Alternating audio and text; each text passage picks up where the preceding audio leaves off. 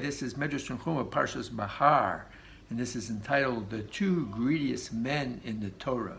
So, what are we talking about? Why are we on the subject of greed? Obviously, because the Parsha Behar talks about, among other things, about lending with interest and about violating the Shemitah, the seventh year, the sabbatical year, and growing crops and selling those crops.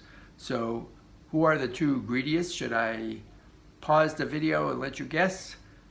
Well, here goes. So the first one is Cain.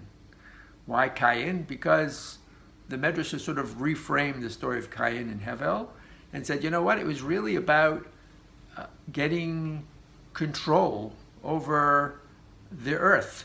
And even though there were only basically two people, because their parents were already elderly, and Cain had half the world, he was so greedy that it wasn't enough for him. The earth was, so to speak, not big enough for him, and he needed to kill Hevel in order to have the whole thing for himself. So it was like a real estate grab. So that's one kind of greed.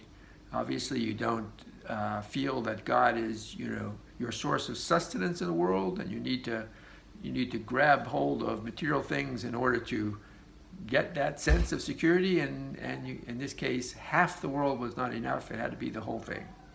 The second one, of course, was, I shouldn't say of course, the second one was Ephron.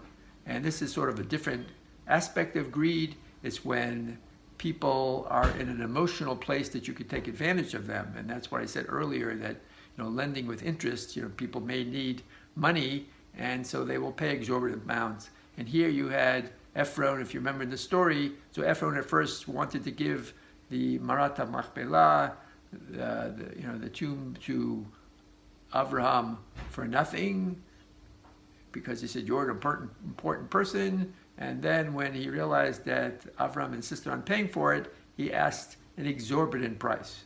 After all, he had Avraham emotionally in a place where he thought he could take advantage of him. His wife had just died, and he was trying to bury her. So that is really another aspect of greed. Let's talk a little bit about who would be the ungreediest person. The Midrash talks about that too. An amazing story that after the famous world war that's in Bereshit between the 4 kings and the 5 kings, if you remember, Avram conquered the victors of the world war. And think of it, so what was the perception among the people then? That if you conquered the victors of the world war, you were now the leader of the world. And in fact, they also wanted to make him God of the world, because that's the way they perceived. If you had that power, you must be your God-given right to be God. And so what did Avram do? Unlike, I guess, the whole history of the world and history of supposedly great figures in the world who were all after power and money and influence, Avram gave it back, so to speak. In other words, he said, I'm not God. There's already a God. I can teach you about him. And I'm not going to be your leader. I don't even want you're a shoelace, if you remember it. So what happens to all these greedy people? So the Midrash says that Cain didn't get to keep the world that he conquered. He ended up running from place to place. And Ephron didn't get to keep his money, and the same is true with the person who violated the Shemitah and sold produce. He also will end up selling, the Parsha refers to someone who has to sell his home, and then has to sell himself into slavery. And the Midrash says that's really the person who violated the Shemitah. And of course, we were in exile for 70 years because of the 70 Shemitahs. The first exile was 70 years because of the 70 Shemitahs that we didn't keep. In fact, Moshe asked God, why are we being sold into slavery in this process of going into exile? And God said, because we violated the Shemitah. So it happened on a national level and on an individual level.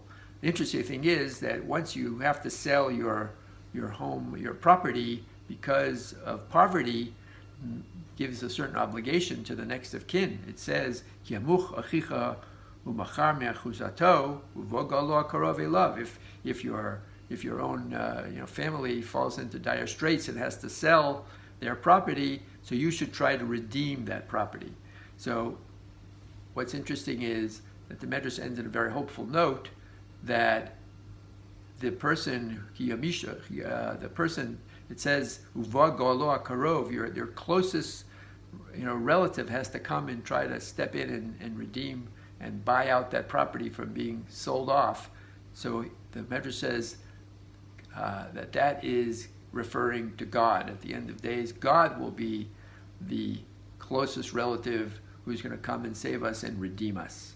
And so at the end of days, even though it was our greed and taking advantage of those who are vulnerable, which got us exiled, it was only God that will ultimately redeem us. Have a great Shabbos.